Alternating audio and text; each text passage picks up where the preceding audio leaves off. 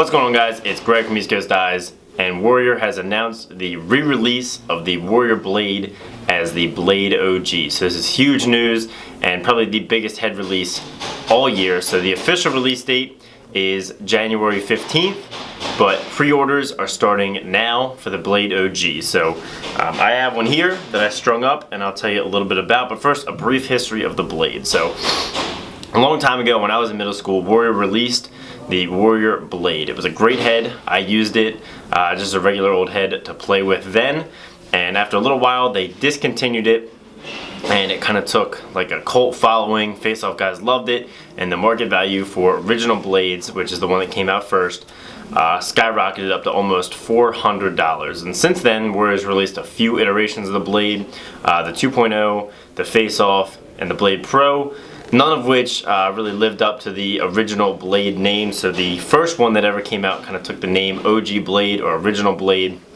to signify the first generation of the Blade, and that's the one that really got a lot of value. So for one reason or another, the Blade was discontinued for a very long time, and now they have brought it back. So this Blade, the Blade OG as it's being known, its official title now, is the original plastic and the exact original mold. So I have a blade that I got a while ago to compare it to, which is convenient.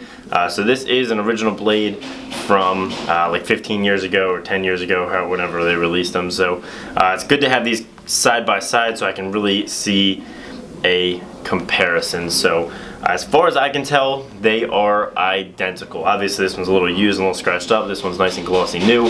This being the Blade OG, this being the OG Blade. Don't get those confused. So as far as I can tell via aesthetics, they are exactly the same, down to the mold press out dots in the top scoop.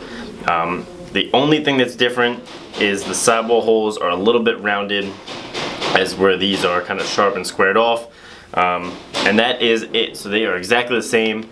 As far as stiffness, they feel pretty much exactly the same. This one's a little older and a little used, so it's a little broken in and softer, but they feel, stiffness wise, pretty much exactly the same. So I would say that this is the exact same blade that came out originally. I haven't taken any face-offs with it yet because I didn't want to warp it or break it or risk warping it or breaking it before I could do this video, but I will be sure to have some face-off guys put it through the test to see if they like it as well. But overall, the blade that everyone loves is back, so you can pre-order it now. So let's get into it a little bit.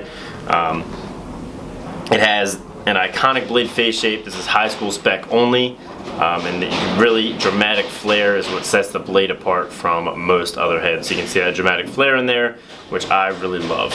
They chose to leave everything the same, so that means you're stuck with the same like 11 stringing holes. There's not many, but I kind of like that they left it the same, and you can still string it well despite the lack of stringing holes. So while we're on that, let's get into the pocket.